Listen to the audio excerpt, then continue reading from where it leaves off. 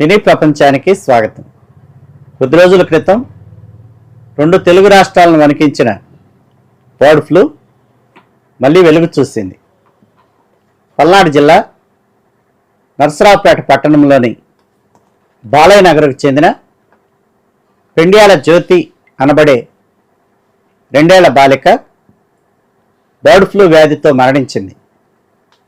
గత నెలలో ఈ చిన్నారి బర్డ్ ఫ్లూ వ్యాధి లక్షణాలతో మంగళగిరిలోని ఎయిమ్స్ ఆసుపత్రిలో జాయిన్ అయింది. అక్కడ నమూనాలను సేకరించిన వైద్యులు పూణేలోని ల్యాబ్కు పంపారు. సోమవారం రోజు పూణే ల్యాబ్ నుండి వచ్చిన రిపోర్టుల్లో చిన్నారి జ్యోతికి బర్డ్ ఫ్లూ సోకినట్లుగా తేలింది. అప్పటికే ఆ చిన్నారి మరణించడం జరిగింది. ఈ నివేదికతో వైద్యారోగ్య శాఖ అప్రమత్తమైంది. గుంటూరు జీజీహెచ్ నుండి ప్రత్యేక వైద్య బృందాలను నరసరావుపేటకు తరలించారు.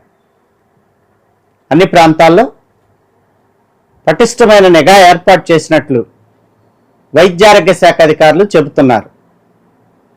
బర్డ్ ఫ్లూ వ్యాధి లక్షణాలు కనపడితే అధికారులను సంప్రదించాలని వైద్యారోగ్య శాఖ సూచిస్తూ ఉంది.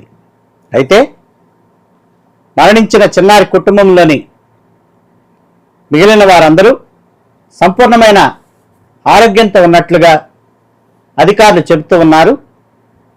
ఈ వార్త పల్నాడుతో పాటు ఉమ్మడి గుంటూరు జిల్లాలో సంచలనంగా మారింది.